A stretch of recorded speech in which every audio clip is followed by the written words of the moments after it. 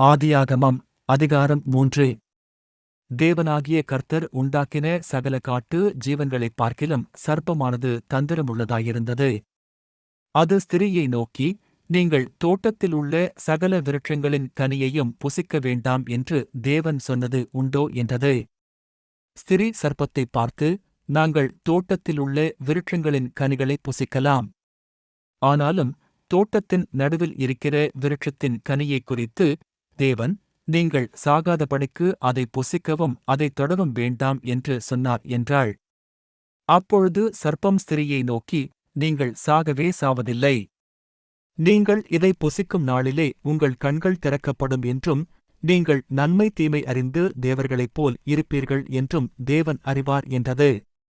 அப்பொழுது ஸ்திரீயானவள், அந்த விருட்சம் புசிப்புக்கு நல்லதும் பார்வைக்கு இன்பமும் புத்தியைத் தெளிவிக்கிறதற்கு இச்சிக்கப்படத்தக்க விருட்சமுமாய் இருக்கிறது என்று கண்டு, அதன் கனியைப் பறித்து புசித்து தன் புருஷனுக்கும் கொடுத்தாள். அவனும் புசித்தான். அப்பொழுது அவர்கள் இருவருடைய கண்களும் திறக்கப்பட்டது. அவர்கள் தாங்கள் நிர்வாணிகள் என்று அறிந்து அத்தியிலைகளைத் தைத்து தங்களுக்கு அரைக்கச்சைகளை உண்டு பண்ணினார்கள். பகலில் குளிர்ச்சியான வேளையிலே தோட்டத்தில் உலாவுகிற தேவனாகிய கர்த்தருடைய சத்தத்தை அவர்கள் கேட்டார்கள். அப்பொழுது ஆதாமும் அவன் மனைவியும் தேவனாகிய கர்த்தருடைய சந்நிதிக்கு விலகி தோட்டத்தின் விருட்சங்களுக்குள்ளே ஒளித்துக் கொண்டார்கள். அப்பொழுது தேவனாகிய கர்த்தர் ஆதாமைக் கூப்பிட்டு, நீ எங்கே இருக்கிறாய் என்றார். அதற்கு அவன், நான் தேவரீருடைய சத்தத்தைத் தோட்டத்திலே கேட்டு, நான் நிர்வாணியாயிருப்பதினால் பயந்து ஒளித்துக் கொண்டேன் என்றான். அப்பொழுது அவர், நீ நிர்வாணி என்று உனக்கு அறிவித்தவன் யார்? புசிக்க வேண்டாம் என்று நான் உனக்கு விலக்கின விருட்சத்தின் கனியை புசித்தாயோ என்றார்.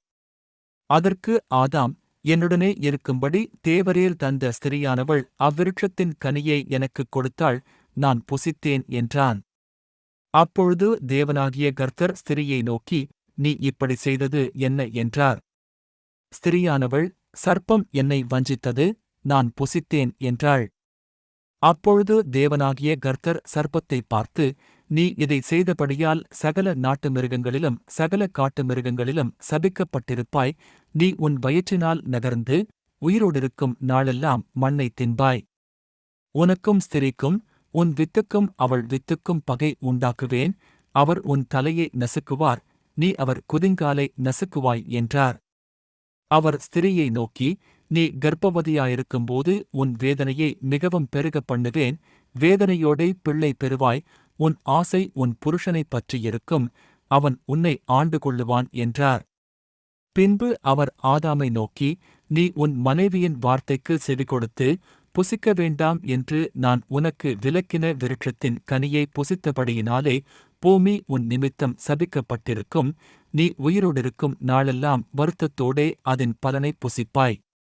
அது உனக்கு முள்ளம் குறுக்கும் முளைப்பிக்கும் வெளியின் பயிர்வகைகளைப் புசிப்பாய். நீ பூமியிலிருந்து எடுக்கப்பட்டபடியால் நீ பூமிக்கு திரும்புமட்டும் உன் முகத்தின் வேர்வையால் ஆகாரம் புசிப்பாய். நீ மண்ணாயிருக்கிறாய், மண்ணுக்குத் திரும்புவாய் என்றார். ஆதாம் தன் மனைவிக்கு ஏவாள் என்று பெயரிட்டான், ஏனெனில் அவள் ஜீவனுள்ளோருக்கெல்லாம் தாயானவள். தேவனாகிய கர்த்தர் ஆதாமுக்கும் அவன் மனைவிக்கும் தோல் உடைகளை உண்டாக்கி அவர்களுக்கு உடுத்தினார். பின்பு தேவனாகிய கர்த்தர், இதோ, மனுஷன் நன்மை தீமை அறியத்தக்கவனாய் நம்மில் ஒருவரைப்போல் ஆனான். இப்பொழுதும் அவன் தன் கையை நீட்டி ஜீவவிருட்சத்தின் கனியையும் பறித்து புசித்து என்றைக்கும் உயிரோடிராதபடிக்கு செய்ய வேண்டும் என்று. அவன் எடுக்கப்பட்ட மண்ணை பண்படுத்த தேவனாகிய கர்த்தர் அவனை ஏதேன் தோட்டத்திலிருந்து அனுப்பிவிட்டார். அவர் மனுஷனை துரத்திவிட்டு ஜீவவிருட்சத்துக்குப் போம் வழியைக் காவல் செய்ய ஏதேன் தோட்டத்துக்குக் கிழக்கே கேருபீன்களையும் வீசிக்கொண்டிருக்கிற சுடரொளிப் பட்டயத்தையும் வைத்தார்.